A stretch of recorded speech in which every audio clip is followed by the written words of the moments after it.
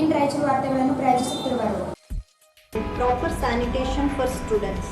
ಪ್ರಾರ್ಥನಾ primary and high school, Ashwini colony, Maddipet, Gadwal road, Raichur. Shri Sugareshwara mini function hall 40-60 square ಫೀಟ್ನಲ್ಲಿ 150ರಿಂದ 200 ಜನ ಕೂಡುವಂತಹ ಫಂಕ್ಷನ್ ಹಾಲ್ ಇದಾಗಿದೆ. ಮಾಲೀಕರು ಜಗದೀಶ್ ಗಟ್ಟು, ಸ್ಥಳ ಏಗ್ನೂರ್ ಟೆಂಪಲ್ ಹಿಂದುಗಡೆ, ಬೋಳಮಾನ ದೊಡ್ಡಿ ರಸ್ತೆ, Raichur. Jai furniture collections, Tipu Sultan circle, opposite ಕಾಯ್ restaurant hotel, Goshal road, Raichur. Next Gen Preschool. Eurokids, India's next gen preschool, making learning fun. ಅತಿ ಕಡಿಮೆ ಖರ್ಚಿನಲ್ಲಿ ಬರೆ 5 ದಿನಗಳಲ್ಲಿ ನಿಮ್ಮ ಪ್ಯಾಕೇಜ್ ಅನ್ನು ನೀವು ಕೊಟ್ಟ ಅಡ್ರೆಸ್ಗೆ ಭದ್ರವಾಗಿ ತಲುಪಿಸುತ್ತದೆ. ಸತತವಾಗಿ ನಿಮ್ಮ ಸೇವೆಯಲ್ಲಿ Garuda Vega courier service. Raichur tourism services private limited, first floor, SGM complex, opposite Jamia Masjid, jail road, Raichur. Shri Jnana Ganga pre primary, primary and high school, English medium, NGO colony, Raichur. Baldwin Co-Education School affiliated to ICSC Methodist Mission Compound, Rampur Road, Raichuru. Admissions open for pre-nursery to class 10th standard. Shri Adoni Lakshmamma Vidyaniketan school, Ganj road, Raichur. We teach students in the unique way to remember what they are taught. Bharat furnitures ರಾಯಚೂರಿನಲ್ಲಿ ಮೊದಲ ಬಾರಿಗೆ 3 ಮಳಿಗೆ ಒಳಗೊಂಡ ಬೃಹತ್ ಆಕಾರದ furniture showroom.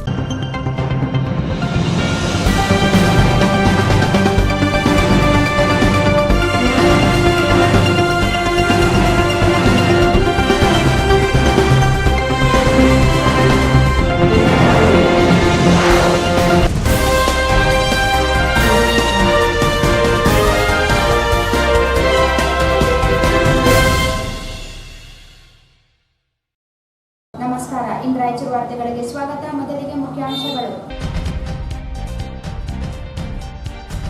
Corona ಸಂಕಷ್ಟ ಎದುರಿಸಲು ಪ್ರಧಾನಿ ನರೇಂದ್ರ ಮೋದಿಯವರಿಂದ ಆತ್ಮನಿರ್ಭರ್ ಯೋಜನೆ, ರಾಜಾ ಅಮರೇಶ್ವರ್ ನಾಯಕ್.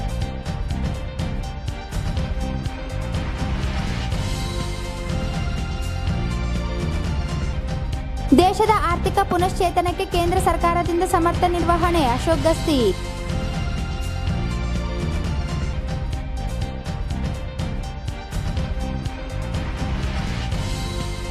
ರಾಜ್ಯದಾದ್ಯಂತ ಆಗಸ್ಟ್ 9ರಿಂದ 15ರವರೆಗೆ ಸ್ವಾತಂತ್ರ್ಯದಿಂದ ಸ್ವರಾಜ್ ಆಂದೋಲನ, SR ಹಿರೇಮಠ್.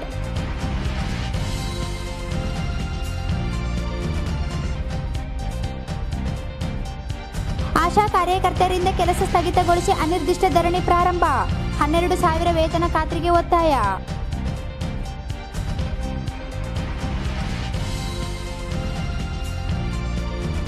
ಬಂಗಾರಪೇಟೆ ತಹಸೀಲ್ದಾರ್ ಕೊಲೆ ಖಂಡಿಸಿ ಸರ್ಕಾರಿ ನೌಕರರಿಂದ ಕಪ್ಪು ಪಟ್ಟಿ ಧರಿಸಿ ಪ್ರತಿಭಟನೆ.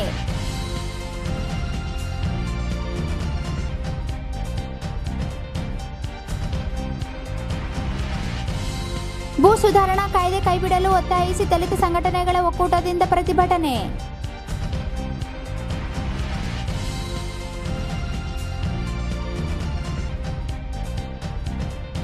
ಅತಿಥಿ ಶಿಕ್ಷಕರು ಉಪನ್ಯಾಸಕರಿಗೆ ಪ್ಯಾಕೇಜ್ಗೆ ಆಗ್ರಹಿಸಿ ಆನ್ಲೈನ್ ಭಿತ್ತಿಪತ್ರ ಚಳುವಳಿ.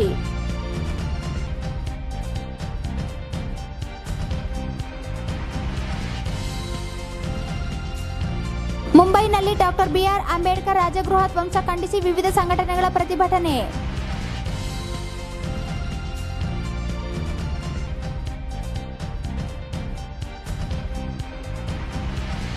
ಸಿರಿವಾರ ತಾಲೂಕಿನ ಜಾಲಾಪುರ್ ಕ್ಯಾಂಪಿನಲ್ಲಿ ವರದಕ್ಷಿಣೆ ಕಿರುಕುಳ, ಆರೋಪಿಗಳ ಬಂಧನಕ್ಕೆ ದಲಿತ ಸಂಘಟನೆಗಳ ಒಕ್ಕೂಟ ಒತ್ತಾಯ.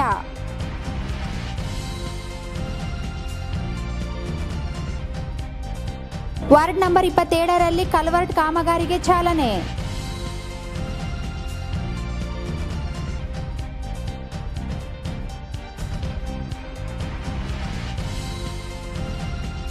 ಮತ್ತು ಲಿಂಗಸೂಗೂರಿನಲ್ಲಿ ಕೊರೋನಾ ಸೋಂಕಿತ ಮಹಿಳೆ ಸಾವು.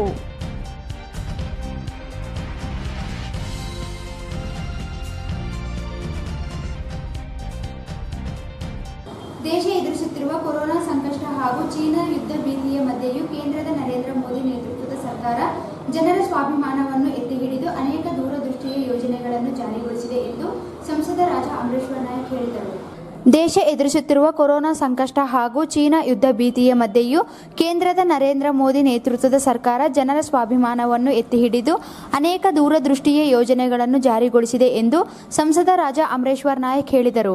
ಅವರಿಂದು ಮಾಧ್ಯಮಗೋಷ್ಠಿ ಉದ್ದೇಶಿಸಿ ಮಾತನಾಡಿ, ಆತ್ಮ ನಿರ್ಭರ್ ಭಾರತ ಯೋಜನೆಯಡಿ 3 ಲಕ್ಷ ಸಣ್ಣ ಮತ್ತು ಮಧ್ಯಮ ಕೈಗಾರಿಕೆಗಳಿಗೆ 1.10 ಲಕ್ಷ ಕೋಟಿ ರೂಪಾಯಿ ಸಾಲ ಯೋಜನೆ ಜಾರಿಗೊಳಿಸಿದ್ದು 30 ಲಕ್ಷ ಕೈಗಾರಿಕೆಗಳಿಗೆ ನೆರವಾಗಲಿದೆ. ಪ್ರಧಾನಮಂತ್ರಿ ಗರೀಬ್ ಕಲ್ಯಾಣ ಯೋಜನೆ 1.70 ಲಕ್ಷ ಕೋಟಿ ಬಡ ಮತ್ತು ವಲಸಿಗ ಕಾರ್ಮಿಕರಿಗೆ ಜೂನ್ ಅಂತ್ಯದವರೆಗೆ 64,500 ಕೋಟಿ ರೂಪಾಯಿ ನೀಡಲಾಗಿದೆ.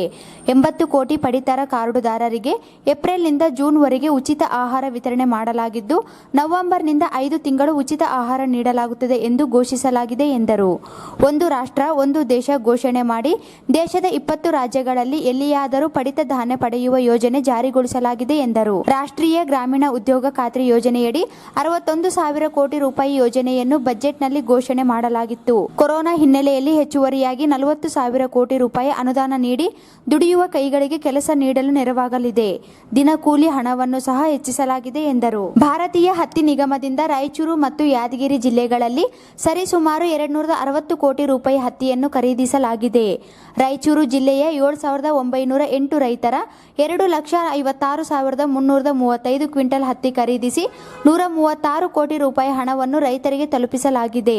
ಯಾದಗಿರಿ ಜಿಲ್ಲೆಯಲ್ಲಿ 4,789 ರೈತರ 24 ಲಕ್ಷ ಕ್ವಿಂಟಲ್ ಹತ್ತಿ ಖರೀದಿಸಿ 129 ಕೋಟಿ ರೂಪಾಯಿ ಹಣವನ್ನು ನೀಡಲಾಗಿದೆ ಎಂದರು. ಬಹುಗ್ರಾಮ ಕುಡಿಯುವ ನೀರಿನ ಯೋಜನೆಯಡಿ ಆಲ್ಕೂರ್ ಹಾಗೂ ಇತರೆ 19 ಗ್ರಾಮಗಳು, ಗುಂಜಳ್ಳಿ ಹಾಗೂ ಇತರೆ 8 ಗ್ರಾಮಗಳಿಗೆ ಕುಡಿಯುವ ನೀರು ಒದಗಿಸಲು ಕೆರೆಗಳ ನಿರ್ಮಾಣಕ್ಕೆ ಮುಂದಾಗಲಿದೆ.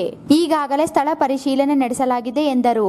ಜಲ ಜೀವನ ಮಿಷನ್ ಯೋಜನೆಯಡಿ ಶುದ್ಧ ಕುಡಿಯುವ ನೀರು ಗ್ರಾಮಗಳಿಗೆ ತಲುಪಿಸುವ ಯೋಜನೆ ರೂಪಿತವಾಗಿದೆ ಎಂದರು. ಜಿಲ್ಲೆಯಲ್ಲಿ ಬಹುಗ್ರಾಮ ಕುಡಿಯುವ ನೀರಿನ ಯೋಜನೆಗಳ ಜಾರಿಯಲ್ಲಿ ಕೆಲ ದೋಷಗಳಿವೆ. ಸ್ಥಳೀಯ ಮಟ್ಟದ ಮೇಲುಸ್ತುವಾರಿ ಕೊರತೆಯಿಂದ ಯೋಜನೆ ಸಮರ್ಪಕ ಜಾರಿಗೆ ಅಡ್ಡಿಯಾಗಿರುವ ದೂರುಗಳಿವೆ ಎಂದರು.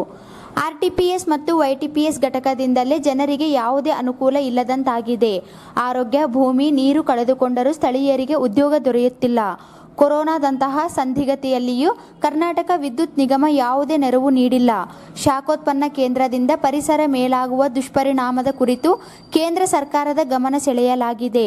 ತಜ್ಞರ ಸಮಿತಿ ರಚಿಸಿ ಪರಿಶೀಲಿಸುವುದಾಗಿ ಕೇಂದ್ರ ಸಚಿವರು ಹೇಳಿದ್ದಾರೆ ಎಂದರು. ಹುಮನಾಬಾದ್ ರಾಯಚೂರು, ಹಾಸನ ರಾಯಚೂರು ಮತ್ತು ಅಕ್ಕಲಕೋಟೆ ಮಾರ್ಗದ ರಾಷ್ಟ್ರೀಯ ಹೆದ್ದಾರಿ ಕಾಮಗಾರಿಗಳು ಪ್ರಾರಂಭಕ್ಕೆ ಪ್ರಕ್ರಿಯೆಗಳು ನಡೆಯುತ್ತಿವೆ. ವಿಮಾನ ನಿಲ್ದಾಣ ಸ್ಥಾಪಿಸಲು ತಾಂತ್ರಿಕ ಸಮಸ್ಯೆಗಳಿವೆ. ವಿಮಾನ ಪ್ರಾಧಿಕಾರದ ಅನುಮತಿಯೊಂದಿಗೆ ಇತರೆ ತಾಂತ್ರಿಕ ಸಮಸ್ಯೆಗಳನ್ನು ನಿವಾರಿಸಬೇಕಿದೆ.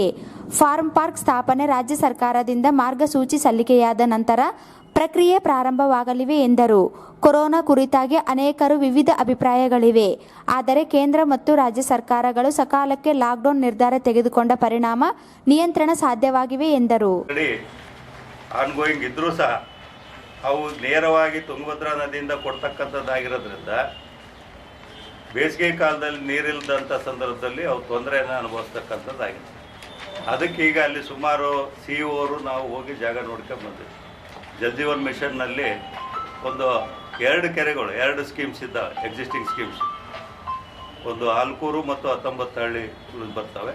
ಇನ್ನೂ ಒಂದು ಗುಂಜಹಳ್ಳಿ ಮತ್ತು 8 ಹಳ್ಳಿ, ಸುಮಾರು 29 ಹಳ್ಳಿಗೆ ಜಲ್ ಜೀವನ್ ಮಿಷನ್ ಮುಖಾಂತರ 60 ಎಕರೆ 2 ಕೆರೆ ಸಪ್ರೇಟ್ಸ್ ಮಾಡಿ ಅದೇ ತುಂಗಭದ್ರಾ ನದಿಯಿಂದ ಕೆರೆಗೆ ನೀರು ತುಂಬಿಸ್ಕೊಂಡು ಬೇಸಿಗೆ ಕಾಲದಲ್ಲೂ ಸಹ ತೊಂದರೆ ಆಗಲಾದ ರೀತಿಯಲ್ಲಿ ಈಗಿರ್ತಕ್ಕಂಥ ಏನು ಡಿಸ್ಟ್ರಿಬ್ಯೂಷನ್ ಸೆಕ್ಷನ್ ಇದೆ ಅದಕ್ಕೆ ಕೊಡ್ತಕ್ಕಂಥದ್ದು. ಹೊಸದಾಗಿ ಕೆರೆಯನ್ನು ನಿರ್ಮಾಣ ಮಾಡಿ ಮಾಡ್ತಕ್ಕಂಥದ್ದು. ಅದರ ಎಸ್ಟಿಮೇಟ್ ರೆಡಿ ಆಗ್ತದೆ, ಫೈನಲ್ ಆಗ್ತದೆ. ಅದು ಸುಮಾರು 60 ಎಕರೆ ಜಾಗ ಸಹ ನಾವು ರೋಡ್ ಬಂದಿದ್ವಿ. ಅದನ್ನು ಕೊಡ್ತಕ್ಕಂಥದ್ದನ್ನು ಒಂದು ಕೆಲಸ ಈಗ ನಡೆದಿದೆ. ಇದರ ಜೊತೆಗೆ ಲಾಸ್ಟ್ ಟೈಮ್ ನಾನೊಂದು APC ಅವ್ರ ಬಗ್ಗೆ ಹೇಳಿದ್ದೆ.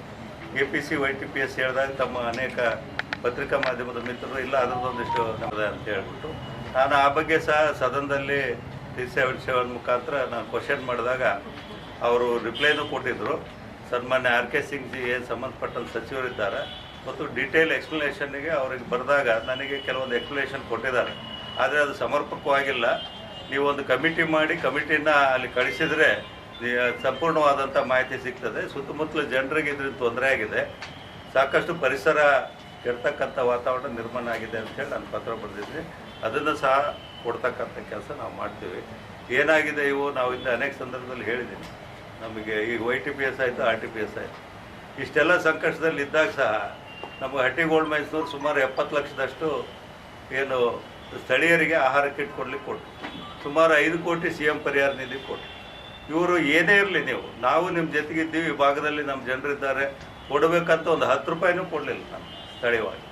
ನಾವು ಇದನ್ನು ಕಮಿಟ್ಮೆಂಟ್ ಅಂತ ಹೇಳ್ತೀವಿ, ನೀವು ಎಷ್ಟು ಕೊಟ್ಟಿದ್ರೆ ಮುಖ್ಯ ಆಗಲ್ಲ, ನಾವು ನಿಮ್ಮ ಜೊತೆಗಿದ್ದೀವಪ್ಪ ಅನ್ನೋದು ಆಗ್ಬೇಕು. ಅದು ಬಿಟ್ಟು ಇವತ್ತು ನಾವು ಪರಿಸರ ಹಾಳಾಗ್ತದೆ, ನಮ್ಮ ಅನೇಕ ಯೋಜನೆಗಳಿಗೆ ತೊಂದರೆ ಆಯಿತು. ಈಗ YTPS RTPS ಕೆಲವು ಬಂದಾಗಿ ಹೋಗ್ಯಾವ, ಅದರಿಂದ ನಮ್ಮ ಮುಂದೆ ಬರ್ತಕ್ಕಂಥ ಏರ್ಪೋರ್ಟ್ ಆಗಲಿ ಇನ್ನಿತರ ಯೋಜನೆಗಳಿಗೆ ತೊಂದರೆ ಆಯಿತು. ಇವು ನಮಗೆ ತೊಂದರೆ ಮಾಡ್ತಕ್ಕಂಥವಿದೆ ಹೊರತು ನಮ್ಮ ಜಿಲ್ಲೆಗೆ ಅಭಿವೃದ್ಧಿ ಆಗ್ತಕ್ಕಂಥ ನಿಟ್ಟಿನಲ್ಲಿ ಇಲ್ಲ. ಇದ್ರ ಬಗ್ಗೆ ಸಹ ನಿನ್ನೆ ನಾನು ಸಂಬಂಧಪಟ್ಟ ಅಧಿಕಾರಿಗಳು ಕರೆಸಿ ನಾನು ಹೇಳಿದ್ದೇನೆ, ಆದಷ್ಟು ಸ್ಥಳೀಯರಿಗೆ ಹೆಚ್ಚಿನ ಉದ್ಯೋಗಾವಕಾಶ ಕೊಡ್ರಿ, ಪೊಲ್ಯೂಷನ್ ಕಂಟ್ರೋಲ್ ಮಾಡಿರಿ ಅಂತೇಳಿ ಅದ್ರ ಮಾಹಿತಿಯನ್ನು ತಮಗೆ ಕೊಡ್ತೇನೆ. ಮುಖ್ಯವಾಗಿ ನಮ್ಮ ಪ್ರಧಾನಮಂತ್ರಿಗಳು ಏನು ನಿರ್ಧಾರ ತೆಗೆದುಕೊಂಡಿದ್ದಾರೆ ಆ ಪ್ರಕಾರ ಅವರು ಅನೇಕ ಯೋಜನೆಗಳಿಗೆ ಜನರನ್ನೇ ಮುಟ್ಸ್ತಕ್ಕಂಥ ಕೆಲಸವನ್ನು ಮಾಡಿದ್ದಾರೆ. ಅದನ್ನು ತಮ್ಮ ಜೊತೆಗೆ ಹಂಚಿಕೊಳ್ತಕ್ಕಂಥ ನಿಟ್ಟಿನಲ್ಲಿ ನಾವು ಇವತ್ತು 5 kg ಅಕ್ಕಿ 1 kg ಬೇಳೆ ಕೊಡ್ತಕ್ಕಂಥದ್ದು, ಮತ್ತು ಆ ಬೇಳೆ ಕೊಡ್ತಕ್ಕಂಥ ಸಂದರ್ಭದಲ್ಲಿ ಸರಿಯಾದ ಕ್ವಾಲಿಟಿ ಬೇಳೆ ಕೊಡ್ತಿಲ್ಲ ಅಂಥೇಳಿ ನನ್ನ ಗಮನಕ್ಕೆ ಬಂದಾಗ ನಾನು ಕೇವಲ DC ಅವ್ರಿಗೆ ಅಷ್ಟೇ ಅಲ್ಲ, ಕಮಿಷನರ್ಗೂ NAFEDನವ್ರಿಗೂ ನಾನೇ ಮಾತಾಡಿದ ನಂತರ ಅದನ್ನು 2 ಸರಿ ಚೇಂಜ್ ಮಾಡಿದ್ರು.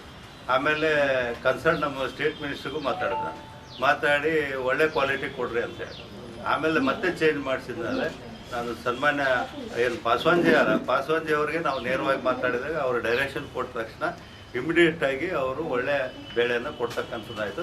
ಇವತ್ತು ನಮ್ಮ ಕ್ವಾಲಿಟಿನೇ ಚೆನ್ನಾಗಿದೆ ಅಂಥೇಳಿ ಅದೇ ಕ್ವಾಲಿಟಿ ಎಲ್ಲ ಕಡೆ ಕೊಡ್ರಿ ಅಂತೇಳಿ ಡಿಮ್ಯಾಂಡ್ ಮಾಡಿದ್ದಾರೆ. ಅವ್ರು ಕೊಡ್ತಕ್ಕಂಥದ್ದು ನಮ್ಮ ಭಾಗದಲ್ಲಂತೂ ಮುಟ್ಟಿದೆ. ಇನ್ನು 5 ತಿಂಗಳು ಎಕ್ಸ್ಟೆನ್ಷನ್ ಮಾಡಿದ್ದೀವಿ ಅಂತ ಅವರು ಈಗಾಗಲೇ ಹೇಳಿದ್ದಾರೆ. ಯಾವ ರೀತಿ ಐತೆ ಏನು ಅನ್ನೋದು ಎಲ್ಲರಿಗೂ ಹೊಸದೇ ಇದು ಬೇರೆ ಏನು ಸಾಂಕ್ರಾಮಿಕ ರೋಗಗಳಿದ್ದಾವೆ ಅದ್ರ ಬಗ್ಗೆ ವ್ಯಾಕ್ಸಿನೇಷನ್ ಆಗಿದ್ದಾವೆ, ಬೇರೆ ಇದಾಗಿದೆ, ಕಂಟ್ರೋಲ್ ಆಗಿದ್ದಾವೆ, ಎಲ್ಲ ಇದು ಎಲ್ಲರಿಗೂ ಹೊಸದಾಗಿರ್ತಕ್ಕಂಥದ್ರಿಂದ ದಿವಸ ಏನು ಸರ್ಕಾರ ಕ್ರಮ ತೆಗೆದುಕೊಳ್ತದೆ ಅದ್ರ ಜೊತೆಗೆ ಹೊಸ ಪ್ರಾಬ್ಲಮ್ಸ್ಗಳು ಬಂದಾಗ ಆ ನಿಟ್ಟಿನಲ್ಲಿ ಫೇಸ್ ಮಾಡ್ತಕ್ಕಂಥದ್ದು ಆಗ್ತದೆ. ಆದರೆ ಇದನ್ನ ಬ್ಲೇಮ್ ಮಾಡೋಂಥ ಸಂದರ್ಭ ಇದಲ್ಲ, ಇದನ್ನ ಎಲ್ಲರೂ ಕಲಿತು ಫೇಸ್ ಮಾಡೋಂಥ ಈಗ 3 ಎಕ್ಸ್ಪ್ರೆಸ್ ರೋಡ್ ಬಗ್ಗೆ ಈಗಾಗಲೇ ಕನ್ಸಲ್ಟೇಷನ್ ಕೊಟ್ಟಿದ್ದಾರೆ. ಒಂದು ರಾಯಚೂರು ಏನು ಪಣಜಿ ಹೈದ್ರಾಬಾದ್, ಹುಮ್ನಾಬಾದ್ ರಾಯಚೂರು, ಒಂದು ಅಕ್ಕಲಕೋಟೆ ಕರ್ನೂಲ್, ಒಂದು ಹಾಸನ ರಾಯಚೂರು, 3 ಎಕ್ಸ್ಪ್ರೆಸ್ ರೋಡ್ಗಳು ನಮ್ಮ ಜಿಲ್ಲೆಯಲ್ಲಿ ಬರಬೇಕು ಅನ್ನೋದು ಅದನ್ನು ಕನ್ಸಲ್ಟೇಷನ್ಗಾಗ್ಯದ ನಮ್ಮ ಪ್ರಯತ್ನದಲ್ಲಿ ಇದೆ. ಅದ್ರ ಜೊತೆಗೆ ನನ್ನ ಉದ್ದೇಶ ಫಾರಂ ಪಾರ್ಕ್ ಆಗ್ಬೇಕಂತೇಳಿ ಸೆಂಟ್ರಲ್ ಮಿನಿಸ್ಟ್ರಿಗೆ ಸ್ಟೇಟ್ ಮಿನಿಸ್ಟ್ರಿಗೆ ಭೇಟಿಯಾಗಿದ್ದೆ. ಈಗ ನಮಗೆ ಒಬ್ಬರ ಜೊತೆಗೆ ಈಗ ನಮ್ಮ ರಾಜ್ಯಸಭಾ ಸದಸ್ಯರಿದ್ದಾರೆ, ನಮ್ಮ ಸೆಂಟ್ರಲಿಂದ ಎಷ್ಟು ಸಾಧ್ಯವಾಗ್ತದೆ ಯೋಜನೆಗಳನ್ನು ತರ್ತಕ್ಕಂಥ ಪ್ರಾಮಾಣಿಕ ಪ್ರಯತ್ನ ನಾವು ಮಾಡ್ತೀವಿ. ಏರ್ಪೋರ್ಟಿಂದ ಇವತ್ತಲ್ಲ ಅನೇಕ ದಿವಸಗಳಿಂದ ಜಾಗ ಇದ್ದಂಥ ಜಾಗ ನಾವು ಉಳಿಸ್ಕೊಳ್ಳಿಲ್ಲ. ಇವತ್ತು ಟೆಕ್ನಿಕಲ್ ಪ್ರಾಬ್ಲಮ್ ಇದೆ, ಅದನ್ನು ನಾವಾಗಲಿ ಇನ್ನೊಬ್ಬರಾಗಲಿ ಸಾಲ್ವ್ ಮಾಡೋಕ್ಕೆ ಬರಲ್ಲ. ನಾವು ಟೆಕ್ನಿಕಲ್ ಅಸಿಸ್ಟೆನ್ಸಿ ಕೇಳಿದ್ದೀವಿ, ಸೆಂಟ್ರಲ್ ಮಿನಿಸ್ಟ್ರಿಗೂ ಭೇಟಿಯಾಗಿದ್ದೀವಿ. ಅದಕ್ಕೆ ಪರ್ಯಾಯವಾದಂಥ ಜಾಗ ತೋರ್ಸೋಕ್ಕೂ ನಾವು ರೆಡಿ ಇದ್ದೀವಿ.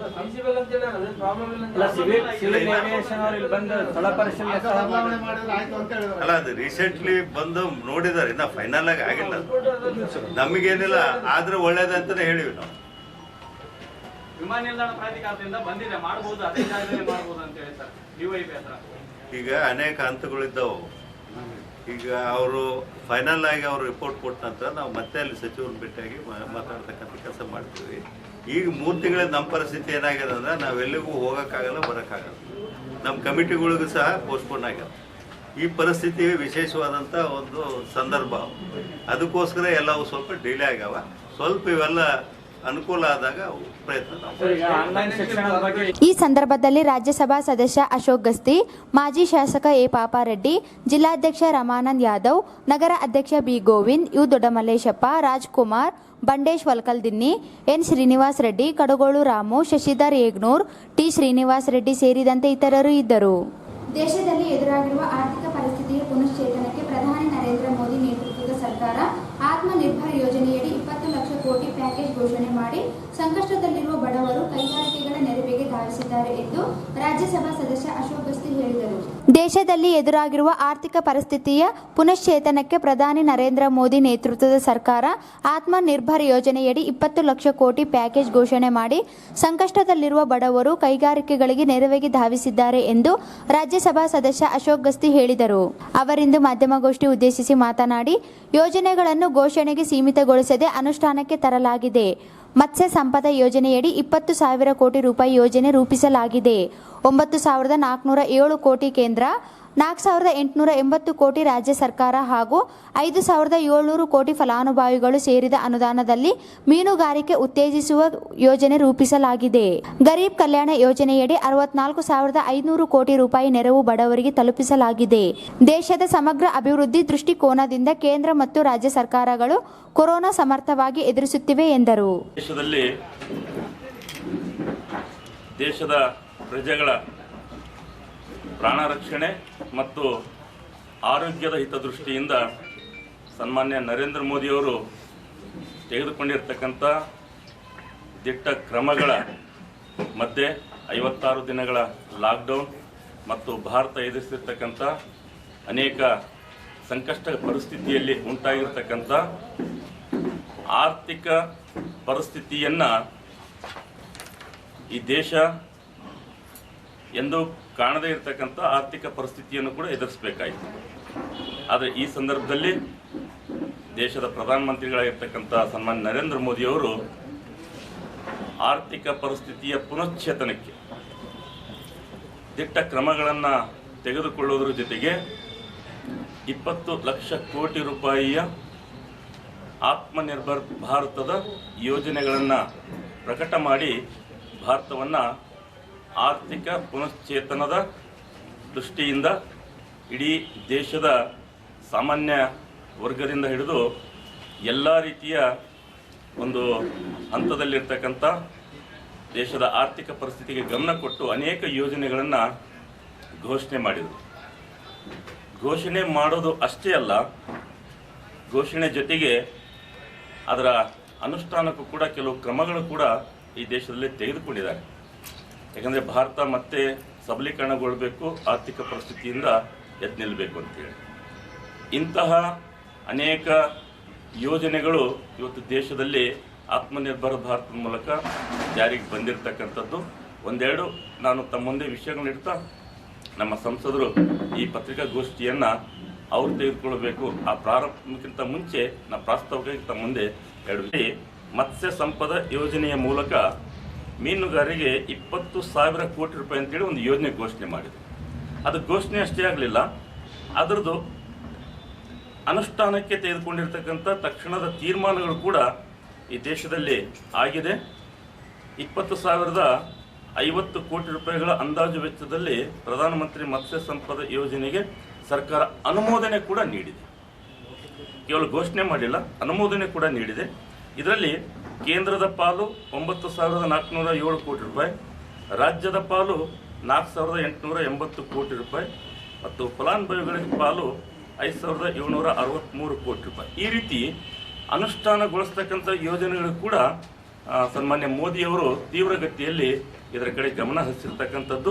ಇನ್ನು ಒಂದು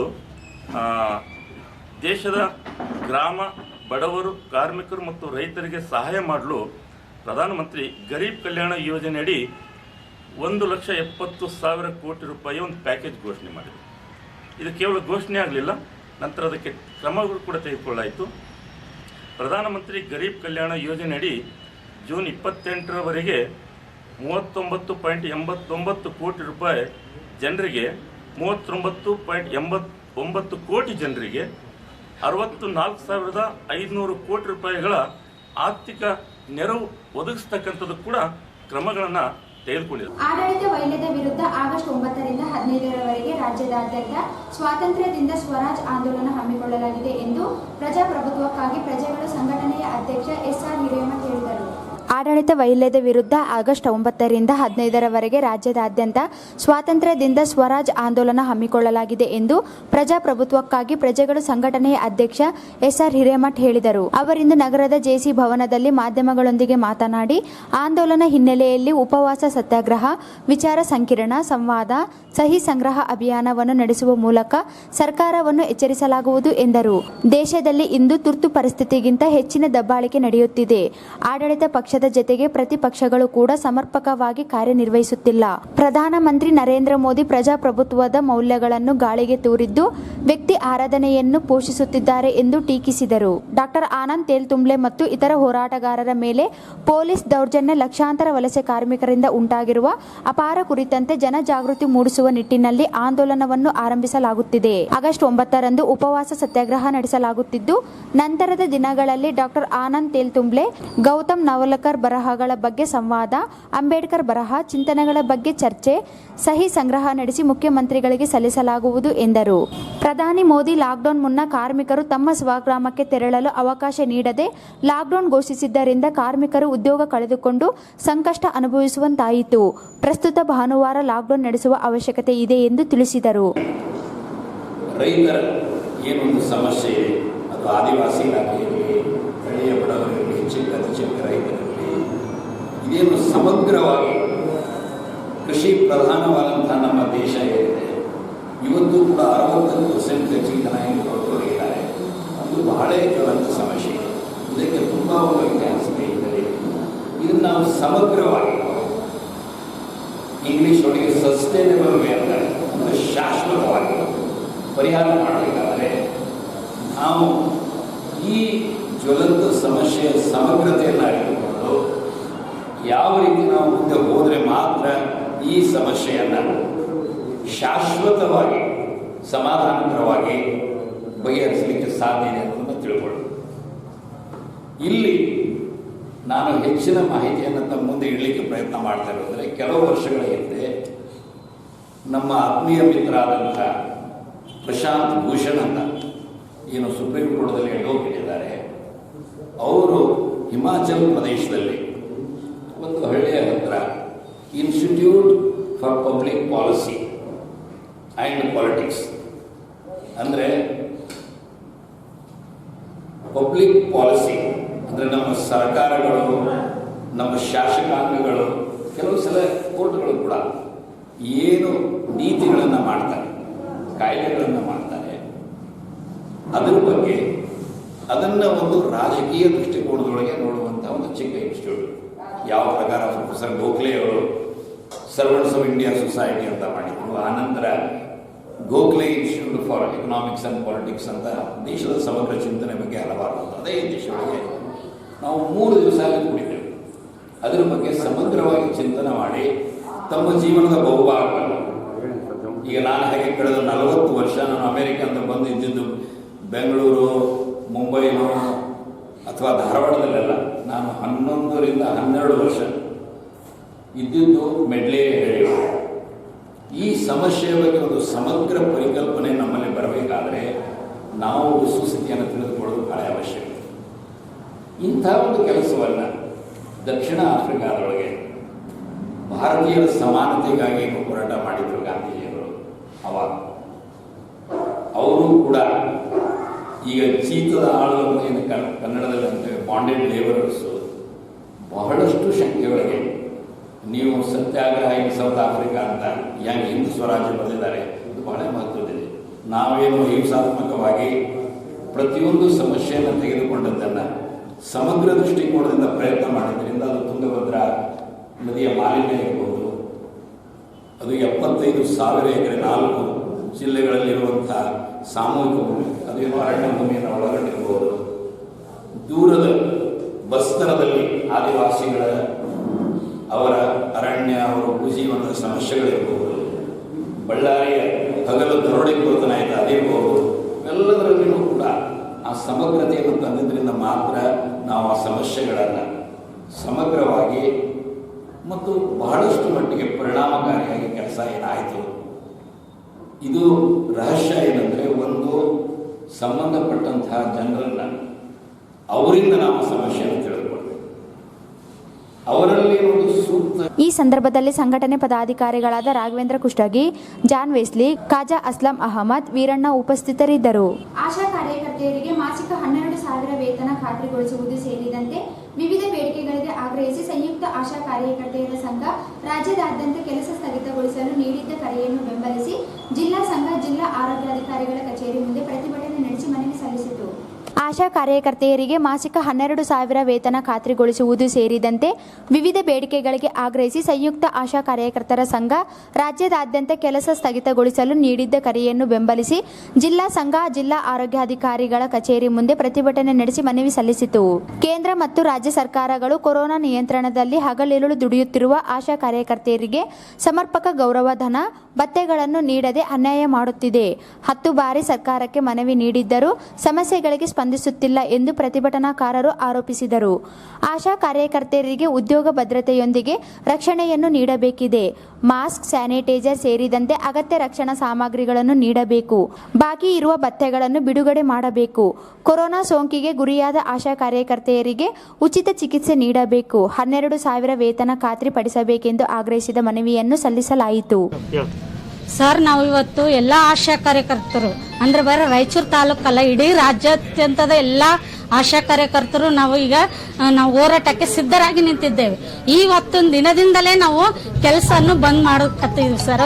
ಯಾವುದೇ ಕೆಲಸ ಆಗಿರ್ಬೋದು, ಯಾವುದೇ ಸರ್ವೆ ಆಗಿರ್ಬೋದು, ನಾವು ಇವತ್ತಿಂದ ಮಾಡೋದಕ್ಕೆ ಆಗೋದಿಲ್ಲ ಸರ್. ಯಾಕಂತ ಸರ್ಕಾರ ಪ್ರಶ್ನೆ ಮಾಡಬಹುದು. ಇಲ್ಲಿ ತನ ಸರ್ ನಾವು ಜನವರಿಯಿಂದ ನಮ್ಮ ಹೋರಾಟ ನಡೀತಾನೆ ಇದೆ ಸರ್. ಅನೇಕ ನಾವು ಲೆಟರ್ಗಳು ಕೊಟ್ಟಿದೀವಿ, ಎಲ್ಲಾ ಕಡೆಯಿಂದನೂ ನಾವು ಲೆಟರ್ಗಳು ಕೊಟ್ಟಿವಿ.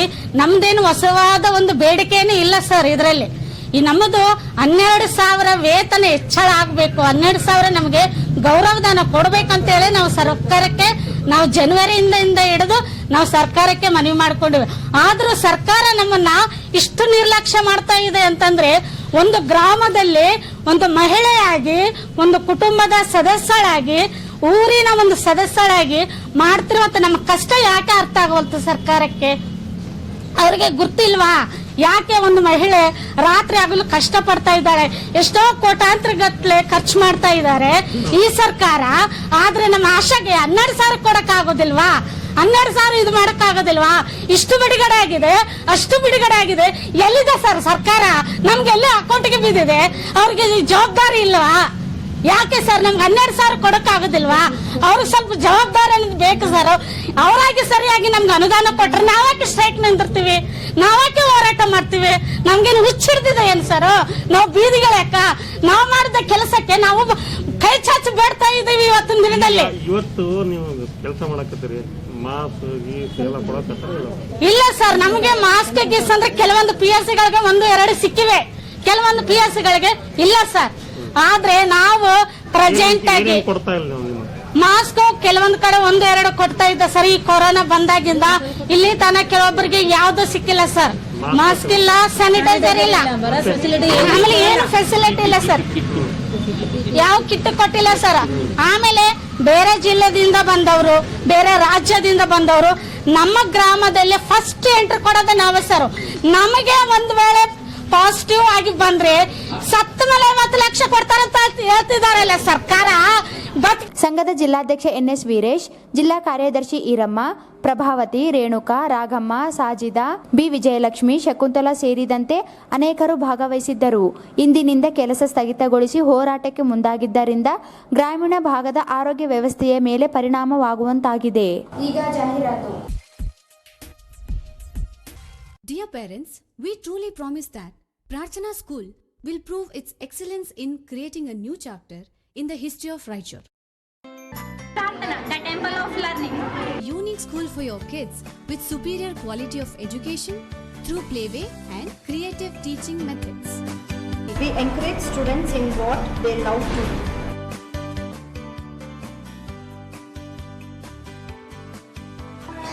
The basic needs for the system of education in Raichur and has worked through the chapters of student syllabus who deny to compete in the field of creative education learning.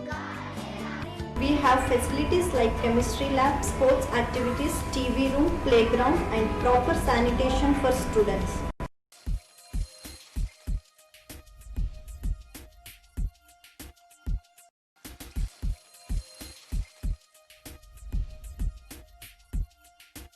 So, why wait? Hurry up. Limited seats available.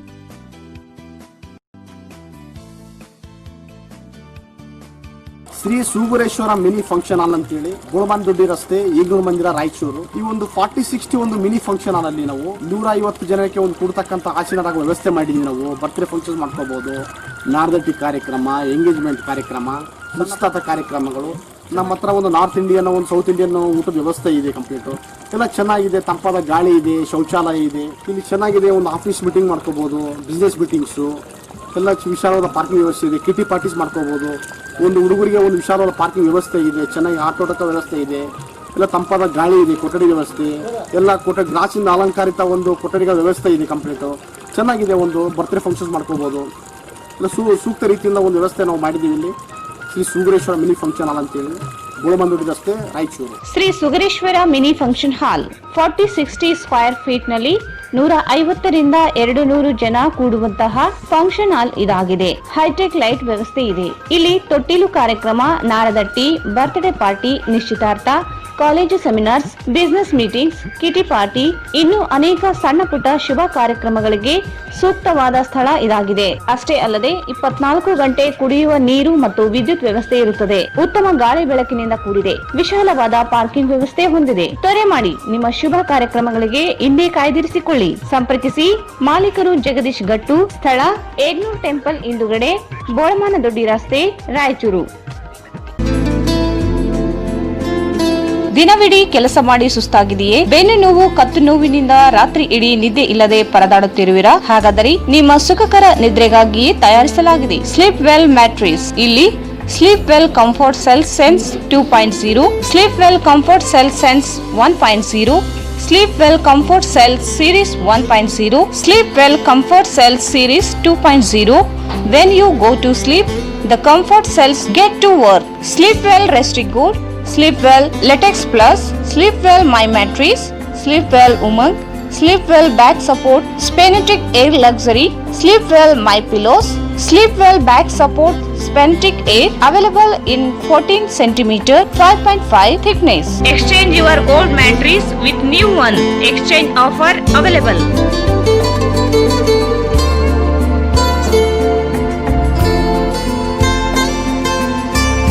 Visit Jai Furniture Collections, Tipu Sultan Circle, opposite Kai Restaurant Hotel, Goshal Road, Raichur.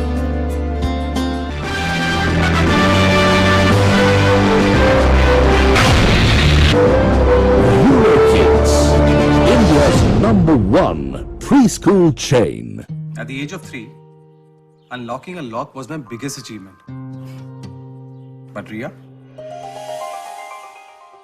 she can unlock phones, tablets, laptops, even the child lock. Today's kids are smarter. That's why I send Ria to Eurokids, the next gen preschool. Eurokids, India's next gen preschool, making learning fun. A helmet can protect you from accidents, right? Rahul taught me. It can protect you from onions too. Today's kids are smarter. That's why I send Rahul to Eurokids, the next gen preschool. Eurokids, India's next gen preschool, making learning fun. We've all played with these. This is my plane. This is my car. But Rohan, today's kids are smarter. That's why I send Rohan to Eurokids, the next gen preschool. Eurokids, India's next gen preschool, making learning fun. ಅತಿ ಕಡಿಮೆ ಖರ್ಚಿನಲ್ಲಿ ಬರೆ 5 ದಿನಗಳಲ್ಲಿ ನಿಮ್ಮ package ಅನ್ನು ನೀವು ಕೊಟ್ಟ ಅಡ್ರೆಸ್ಗೆ ಭದ್ರವಾಗಿ ತಲುಪಿಸುತ್ತದೆ ಗರುಡ ವೇಗ ಕೊರಿಯರ್ ಸರ್ವಿಸ್. 100ಕ್ಕಿಂತ ಹೆಚ್ಚಿನ ಬ್ರಾಂಚ್ಗಳಿಂದ ಸತತವಾಗಿ ನಿಮ್ಮ ಸೇವೆಯಲ್ಲಿ Garuda Vega courier service.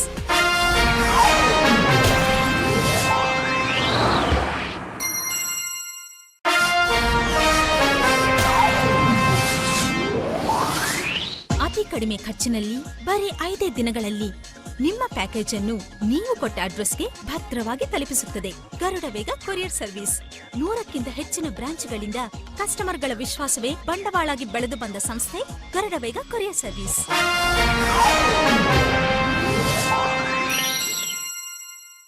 Raichur Tourism Services Private Limited. First floor, SGM Complex opposite Zamia Masjid, Jail Road, Raichur. Mobile 8867732524 08532232524. Shri Gnana Ganga Pre-Primary, Primary and High School. English Medium. Admissions are open. No fashion, no donation. We believe only in quality education.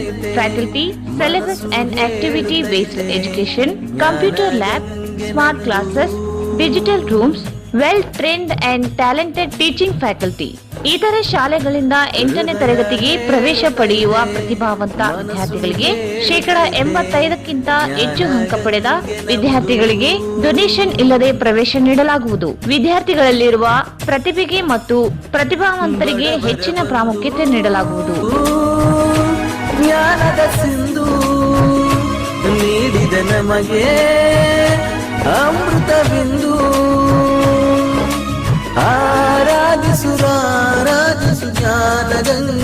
Visit Shri Gnana Ganga High School, NGO Colony, Raichur. Mobile 9916941389. ನಮ್ಮ ಪ್ರತಿಭಾವಂತರು.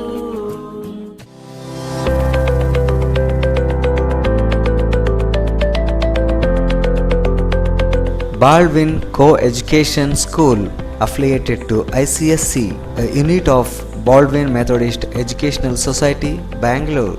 Methodist Mission Compound, Rampur Road, Raichuru. Admissions open for pre-nursery to class 10th standard for the academic year 2020-21. Applications are available. Our facilities: good infrastructure, smart classes, well-equipped laboratories, dynamic teamwork, innovative programs, well-equipped computer lab, well-furnished book room, and transportation facilities available. Our school timings: pre-nursery 9 am to 12:10 pm and nursery to 10th standard 9 am to 3:45 pm.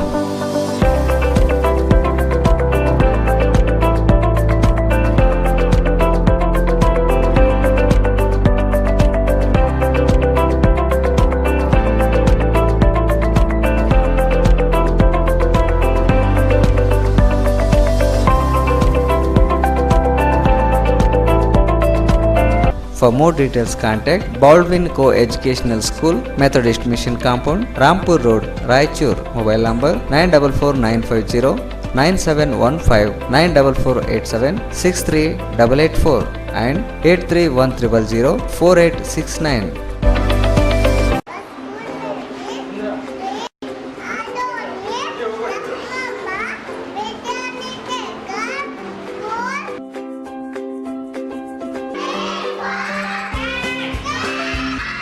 It is a unique school for your kids with superior quality of education through playway and creative teaching methods.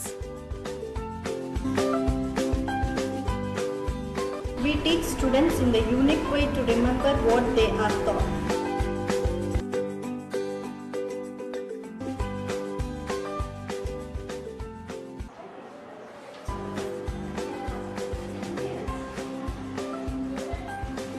Mama Vidyaniketan will prove its excellence in creating a new chapter in the history of Raichur.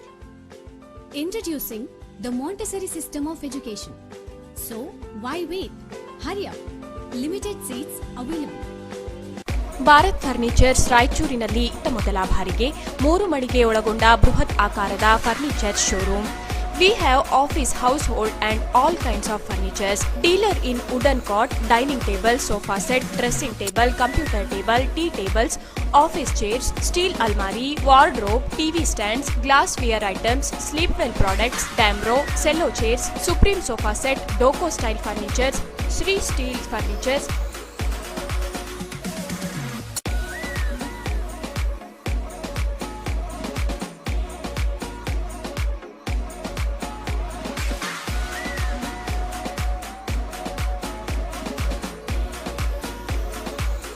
For more details, please contact Bharat Furniture CPS Complex opposite Shiva Mandir, Patel Road, Raichur. Mobile number 9880240959, 9880240956, 8892589596. ಮತ್ತೊಮ್ಮೆ ಇಂದು ರಾಯಚೂರು ವಾರ್ತೆಗಳಿಗೆ ಸ್ವಾಗತ. ಬಂಗಾರುಪೇಟೆ tahsildar BK Chandramouleshwara ಹತ್ಯೆಯ ಆರೋಪಿಗಳನ್ನು ಕೂಡಲೇ ಬಂಧಿಸಿ ಕಠಿಣ ಶಿಕ್ಷೆಗೆ ಒಳಪಡಿಸುವಂತೆ ಒತ್ತಾಯಿಸಿ ಕರ್ನಾಟಕ ರಾಜ್ಯ ಸರ್ಕಾರಿ ನೌಕರರ ಸಂಘ ಹಾಗೂ ಕರ್ನಾಟಕ ರಾಜ್ಯ ಗ್ರಾಮ ಲೆಕ್ಕಾಧಿಕಾರಿಗಳ ಸಂಘಟನೆಗಳ ನೇತೃತ್ವದಲ್ಲಿ ನೌಕರರು ಕಪ್ಪು ಪಟ್ಟಿ ಧರಿಸಿ ಡಿಸಿ ಕಚೇರಿ ಮುಂದೆ ಮೌನ ಪ್ರತಿಭಟನೆ ನಡೆಸಿದರು.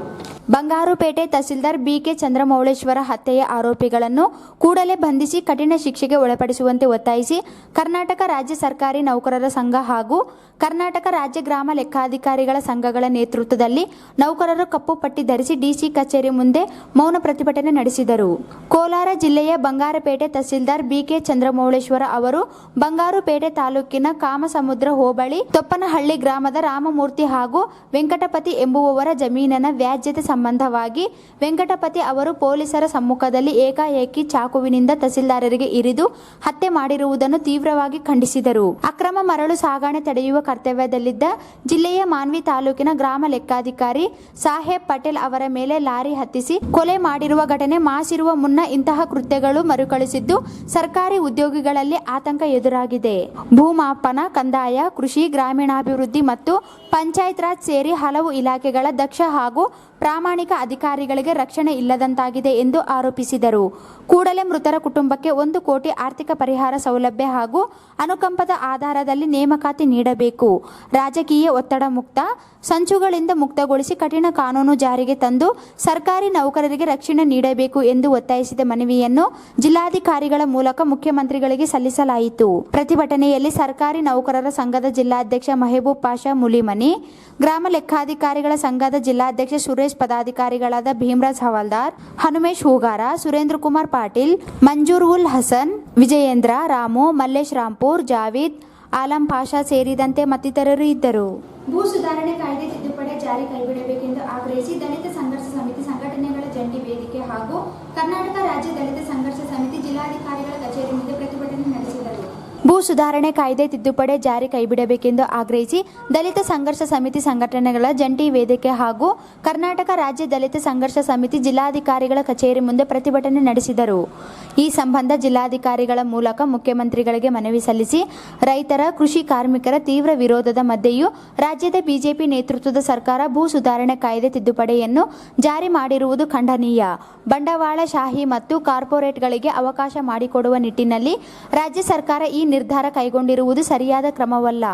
ಮಾಜಿ ಮುಖ್ಯಮಂತ್ರಿ ದೇವರಾಜ ಅರಸು ಅವರ ಕೃಷಿ ಮತ್ತು ಕೃಷಿಕರ ಬಡವರ ಪರವಾದ ಭೂ ಸುಧಾರಣೆ ಕಾಯ್ದೆಗೆ ಬಿಜೆಪಿ ಸರ್ಕಾರ ಸುಗ್ರೀವಾಜ್ಞೆ ಮೂಲಕ ತಿದ್ದುಪಡಿ ಮಾಡಿ ಕೃಷಿಕರಲ್ಲದವರ ಕೈಗೆ ಕೃಷಿ ಭೂಮಿ ನೀಡಲು ಮುಂದಾಗಿದೆ. ರಾಜ್ಯ ಸರ್ಕಾರದ ಈ ನಿರ್ಧಾರದಿಂದ ಸಣ್ಣ ಮತ್ತು ಅತಿ ಸಣ್ಣ ಭೂ ಹಿಡುವಳಿದಾರರು ಕೆಲವರ ಹಣದ ಆಮಿಷಕ್ಕೆ ಒಳಗಾಗಿ ಭೂಮಿಯನ್ನು ಕಳೆದುಕೊಂಡು ಬೀದಿ ಪಾಲಾಗುವ ಷಡ್ಯಂತ್ರ ನಡೆಸುತ್ತಿದ್ದಾರೆ. ಬಿಜೆಪಿ ಸರ್ಕಾರದ ಈ ಅನೈತಿಕ ತೀರ್ಮಾನದಿಂದ ಭೂ ಒಡೆತನದ ಕನಸು ಕಂಡ ಲಕ್ಷಾಂತರ ಭೂರಹಿತರು, ಕೃಷಿ ಕಾರ್ಮಿಕರ ಆಸೆಗೆ ಸರ್ಕಾರ ಮಣ್ಣು ಹಾಕಿದೆ. ಕೂಡಲೇ ಕಾಯ್ದೆ ತಿದ್ದುಪಡಿ ಹಿಂಪಡೆಯಬೇಕೆಂದು ಆಗ್ರಹಿಸಿದರು. ಕರ್ನಾಟಕದಲ್ಲಿ ಸಂಘರ್ಷ ಸಮಿತಿ ಹೋರಾಟಕ್ಕೆ ಬೇಕೇ ಬೇಕು, ಬೇಕೇ ಬೇಕು, ಪಡಿಸಲೇಬೇಕು.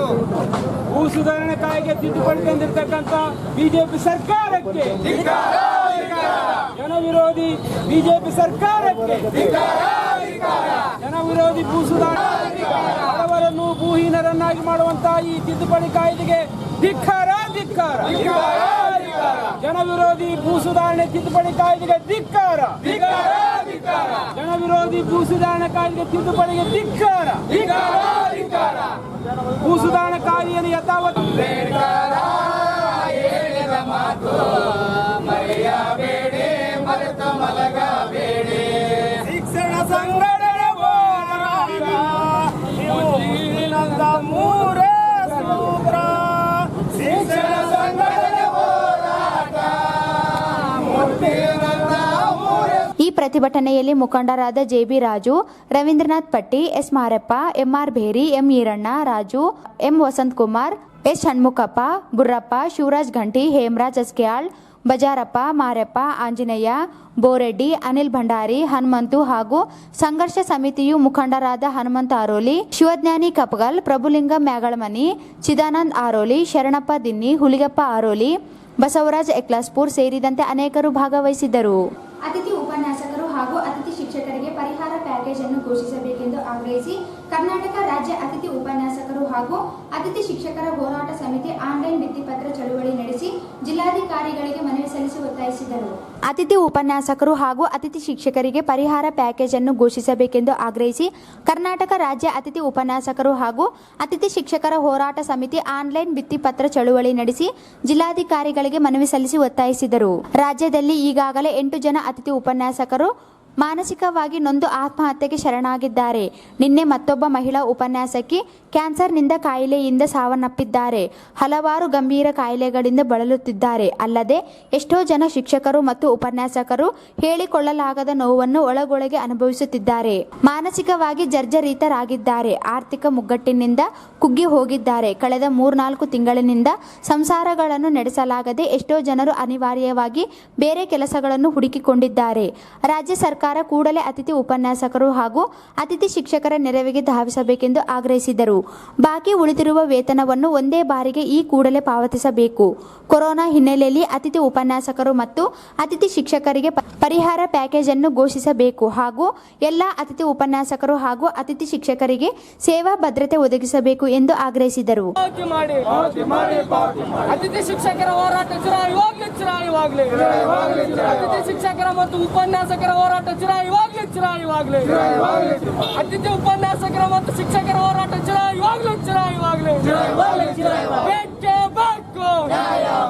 ಬಾಕಿ ವೇತನವನ್ನು ಪಾವತಿ ಮಾಡಿ ಉದ್ಯೋಗ ಭದ್ರತೆಯನ್ನು ನೀಡಿರಿ. ಅತಿಥಿ ಉಪನ್ಯಾಸಕರ ಮತ್ತು ಶಿಕ್ಷಕರ ಹೋರಾಟ ಚಿರಾಯಿವಾಗ್ಲಿ ಬೇಕೇ ಬೇಕು.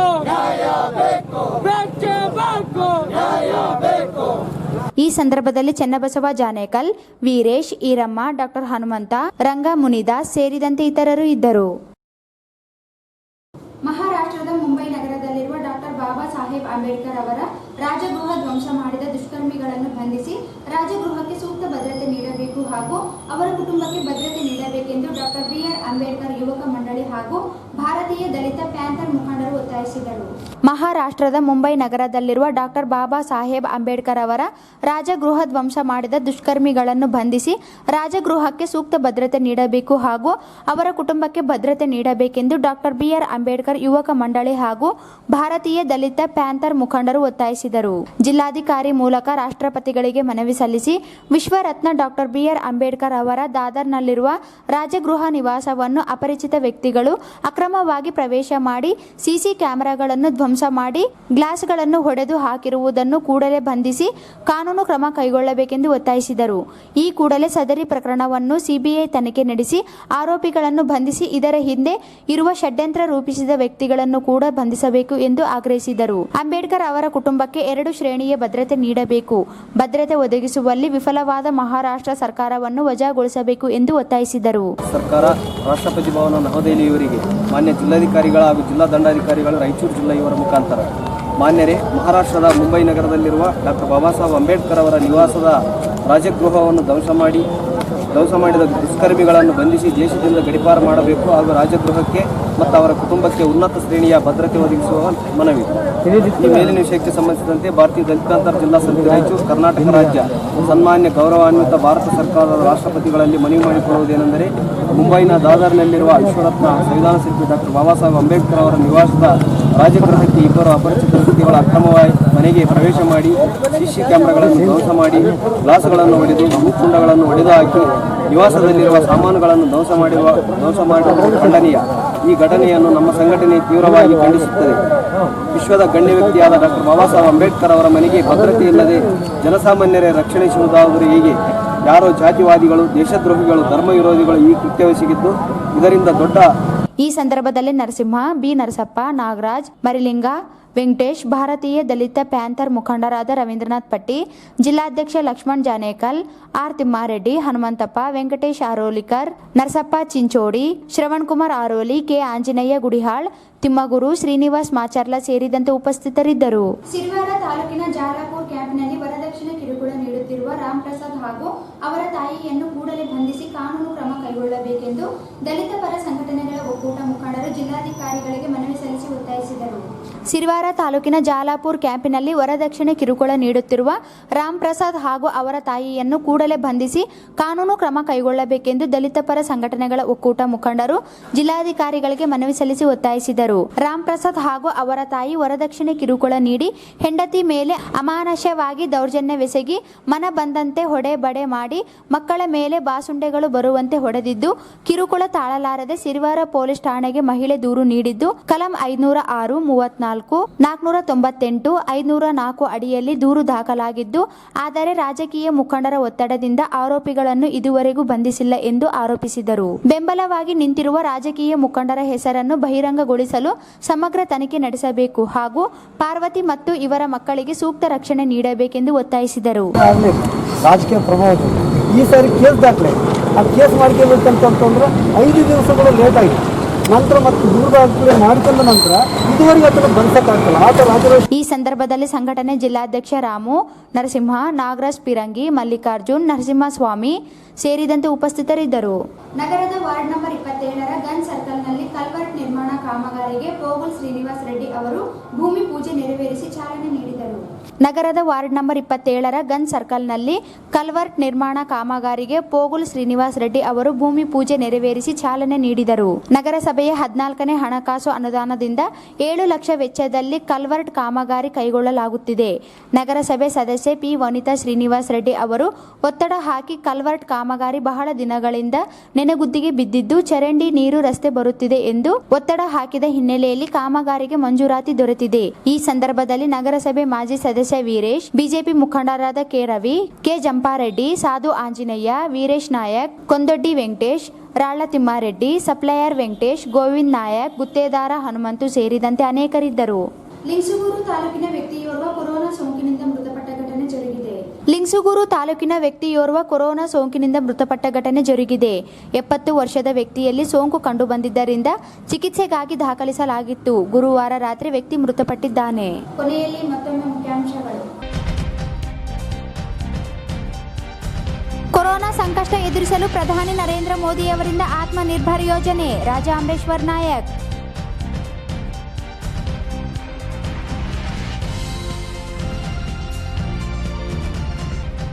ದೇಶದ ಆರ್ಥಿಕ ಪುನಶ್ಚೇತನಕ್ಕೆ ಕೇಂದ್ರ ಸರ್ಕಾರದಿಂದ ಸಮರ್ಥ ನಿರ್ವಹಣೆ, ಅಶೋಕ್ ಗಸ್ತಿ.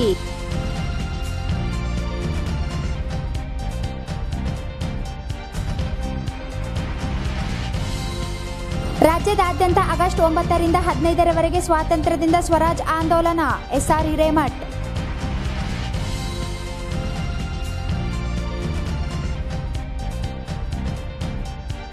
ಆಶಾ ಕಾರ್ಯಕರ್ತರಿಂದ ಕೆಲಸ ಸ್ಥಗಿತಗೊಳಿಸಿ ಅನಿರ್ದಿಷ್ಟ ಧರಣಿ ಪ್ರಾರಂಭ, 12,000 ವೇತನ ಖಾತ್ರಿಗೆ ಒತ್ತಾಯ.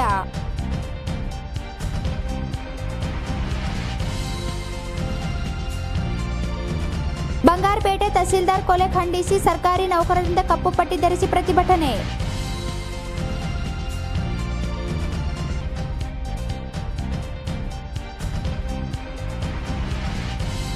ಭೂ ಸುಧಾರಣಾ ಕಾಯ್ದೆ ಕೈಬಿಡಲು ಒತ್ತಾಯಿಸಿ ದಲಿತ ಸಂಘಟನೆಗಳ ಒಕ್ಕೂಟದಿಂದ ಪ್ರತಿಭಟನೆ.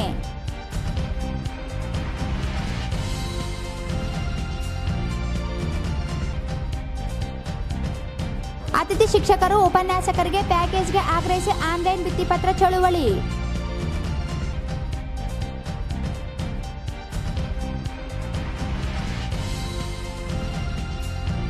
ಮುಂಬೈನಲ್ಲಿ ಡಾಕ್ಟರ್ ಬಿಆರ್ ಅಂಬೇಡ್ಕರ್ ರಾಜಗೃಹ ಧ್ವಂಸ ಖಂಡಿಸಿ ವಿವಿಧ ಸಂಘಟನೆಗಳ ಪ್ರತಿಭಟನೆ.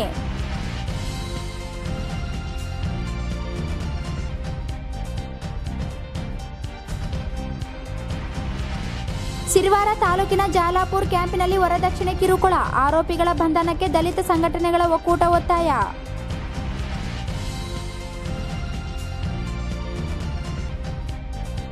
ವಾರ್ಡ್ ನಂಬರ್ 27ರಲ್ಲಿ ಕಲ್ವರ್ಟ್ ಕಾಮಗಾರಿಗೆ ಚಾಲನೆ.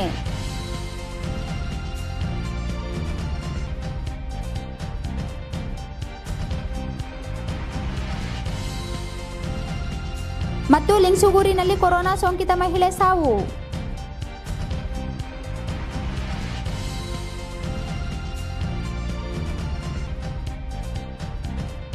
ಇಲ್ಲಿಗೆ ವಾರ್ತಾ ಪ್ರಸಾರ ಮುಕ್ತಾಯವಾಯಿತು. ಮುಂದಿನ ಇಂಗ್ ರಾಯಚೂರು ವಾರ್ತೆಗಳೊಂದಿಗೆ ಮತ್ತೆ ಭೇಟಿಯಾಗೋಣ. ವಂದನೆಗಳು.